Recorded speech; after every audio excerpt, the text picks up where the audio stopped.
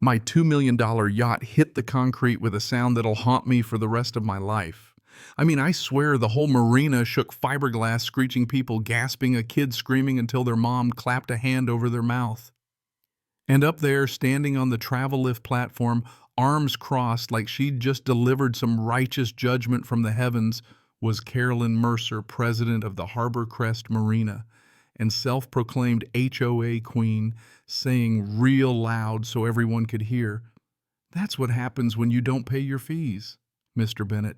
Now picture my yacht, 70 feet of gleaming perfection named Aquila. Halfway off the cradle, cracked open on the boatyard pavement like a $2 million egg. One of the crew guys just fell to his knees, head in his hands, mumbling, "We're so fired, we're so fired, we're so fired," like it was a prayer. And I just stood there staring at the mess, then back at Carolyn. Somehow my voice came out calm. "You realize this is criminal destruction of property, right?" She just smirked. Didn't even blink. "You should have read the bylaws.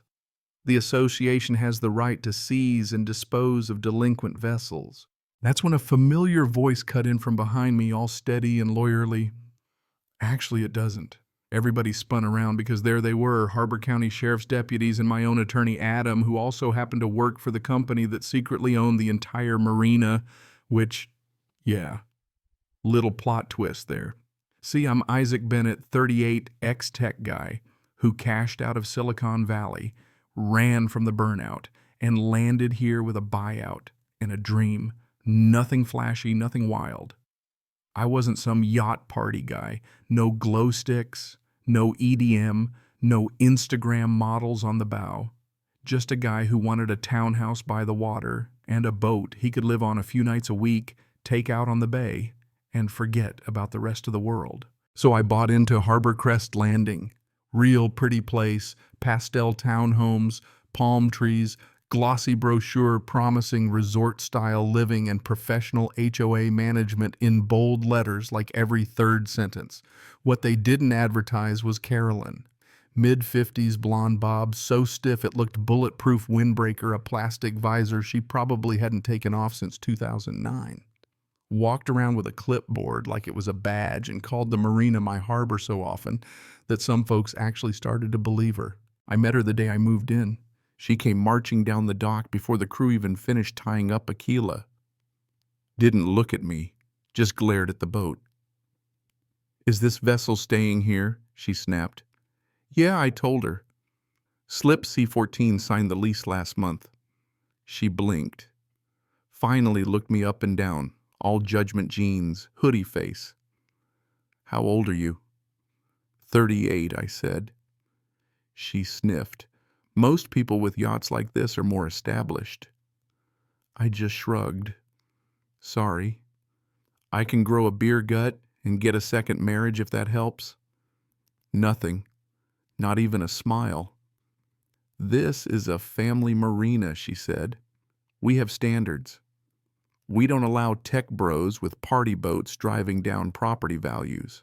Now, I probably should have let it go, but "This boat costs more than your house," I said, grinning. "She's good for the neighborhood promise." Still nothing. Just pursed lips and a cold, "We'll see if you fit in." Next thing I know, first HOA letter shows up, stapled right on top of a violation notice. Infraction number 001, yacht hull color, not pre-approved, too flashy, not coastal white, and the font for the name is aggressive. Fine $250. For the record, Aquila was navy blue with silver script. No skulls, no neon. I emailed Carolyn, super polite, asked for the exact guideline on hull, color, and font. Got no answer. Just infraction 002, dock box too large. Water hose coiled in a hazardous fashion. Grill on flybridge suggests unauthorized live aboard use. Never mind the marina rules clearly allowed up to 15 nights a month if you paid the fee. I was under that always. But the fees, the fees started mutating like some kind of financial virus. My regular slip fee expected. HOA assessment, no surprise. Suddenly, though, special assessment for harbor security upgrade, $750. No wake initiative donation mandatory, $150. Luxury yacht search charge, $1,000. I about spit my coffee at that one. So I show up at the next HOA meeting picture. This me 6 retirees, a treasurer who looked like he'd rather be anywhere else, and Carolyn at the head of the table, queen of the universe. What is a luxury yacht search charge? I asked. She smiled, all icy. Bigger vessels cause more wear on the docks, create more wake attract, an element. Extra fees are appropriate. I told her, there's zero mention of this in my slip contract. I'm not paying made-up fees. She gave me this look, eyes glittering. Then we will escalate collection remedies. We've seized boats before you know. Spoiler, they hadn't. But at the time, I didn't know that. Next week, the threats start rolling in. Failure to remit fees will result in lien impound and ultimately disposal of your vessel per Section 9.3 of Harbor Crest Covenants, which, when I actually read it, turned out to be about lawn care, not boats. Meanwhile, I was getting anonymous warnings zip-tied to my railings. This isn't South Beach, said one note taped to my shore power. A rumor started that my yacht was a shady charter, and I was turning the place into a party cove. I collected everything: emails, letters, screenshots, official marina rules versus Carolyn's Frankenstein version in her updated binder.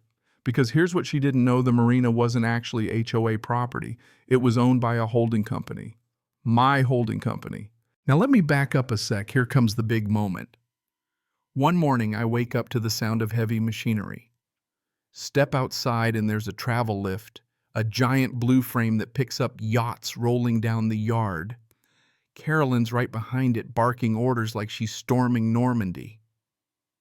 That's the one C-14, impound it. I hop down to the dock. What the heck are you doing? She waves a paper at me. Final notice of seizure for non-payment of HOA fees.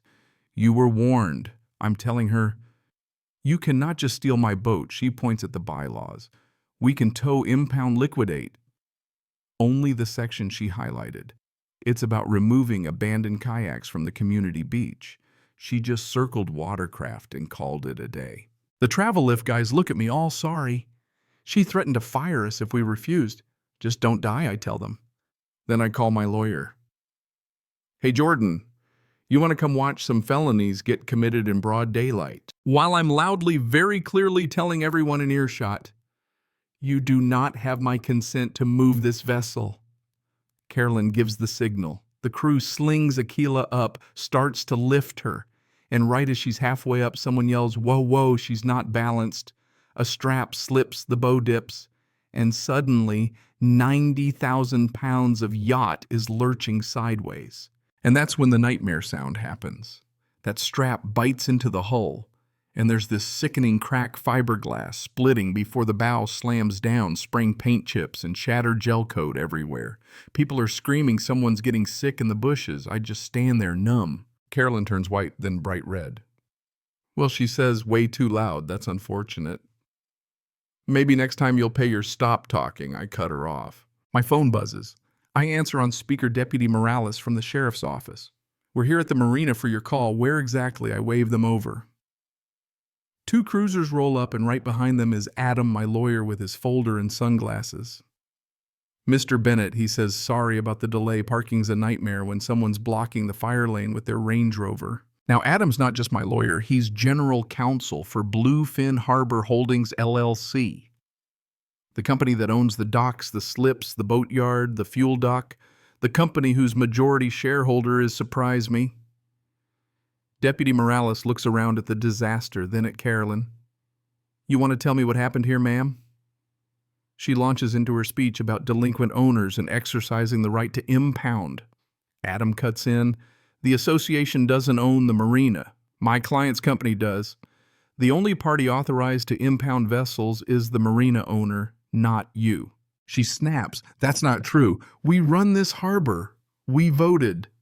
Adam goes, you voted to violate a commercial lease, impersonate marina management, and direct employees to move a vessel over its owner's explicit objection. which resulted in 7 figures worth of damage. The deputy's eyebrows shoot up. Wait, he's the owner of what, the marina and the yard, and technically the hoist you just used to drop his yacht. The yard crew just takes off their Harbor Crest hats, trying to look invisible. Morales turns to me. Do you want to press charges for destruction of property and criminal interference? Yes, I say very much, yes. He pulls out the cuffs. Carolyn actually laughs. You can't arrest me. I'm on the HOA board. We're non-profit. Morales just shrugs. That's not immunity. Turn around, watching Carolyn get cuffed in front of my half-wrecked yacht. Look, I know it shouldn't have been satisfying, but it was. She starts screaming about harassment, about protecting property values, about how the place would fall apart without her. Adam hands the deputy the marina lease signed by Carolyn 3 years ago. Paragraph 14, association acknowledges it has no authority to operate, seize, impede, or otherwise interfere with vessels or equipment. There's her signature, plain as day. The second deputy's talking to the travel lift operator. She said she was our boss. We didn't know she couldn't order us around. Someone whispers that Carolyn's been trying to buy the marina for years. Nobody listens. Back at the HOA office that afternoon, because trust me, I wasn't missing that there's an emergency board meeting, Adam and I sit in the back while the rest of the board members go pale, flipping through legal papers. Adam slides them a notice of default and termination, Bluefin Harbor Holdings to Harbor Crest Landing HOA. It says real polite that they violated the lease by interfering, tried to unlawfully seize a tenant's vessel, and caused catastrophic damage. The HOA treasurer, Ken, just drops his pen. Adam lays it out. If we pull the lease, you lose marina access, the slip fee subsidy, and the right to call this a waterfront community in your marketing, and probably your insurance. Another board member panics.